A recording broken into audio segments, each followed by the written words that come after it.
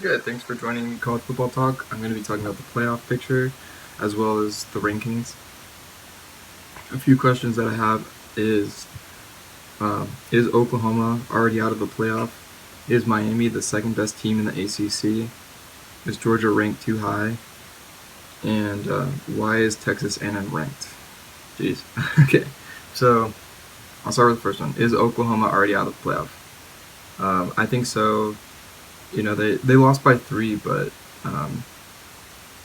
they were up 21, and in the fourth quarter they got shut out 17-0. So at the end of if they do go undefeated, then they have a case. But at the end of the season, they're going to look back at game 2 and just wonder what happened. So really, Texas and Oklahoma State are the Big 12's only hope. But those two play each other, and then they also play Oklahoma and a few other good teams that could make some noise, like TCU is going to beat them up. So yeah, I think Oklahoma's out already. and again, they lost at home, which doesn't help your case. So I'll move on to the next question. Is Miami the second best team in the ACC?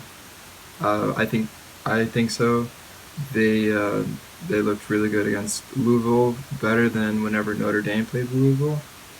But it sucks because Miami and Notre Dame don't play this season, and I don't think they'll meet in the ACC championship because I think Clemson's going to be there playing one of the two. So yeah, I think Miami's the second best team in the ACC.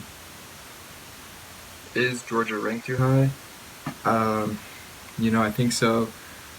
But it's one of those cases where if they weren't number 4, who would be? Just because like the Big 12 hasn't been doing well, and nobody really wants to see like Lafayette that high, and yeah, so they struggled against Arkansas majorly in the first half, and their saving grace was just that Arkansas doesn't have the depth to play the game out as well as Georgia does. So, okay, and my last question is, why is Texas A&M ranked? That's it's a bit of a correction. I mean, they struggled against Vandy 17-12, and to make matters worse, it was at Texas A&M. It's kind of like what I said about Georgia. It's like, if they weren't 13, who would be? And just because the Big 12 is down and the Big 10 isn't playing and Pac-12 isn't playing, I guess they just sort of fall into there. And I also think they ranked them 13 is just to hype up the Alabama game. But yeah.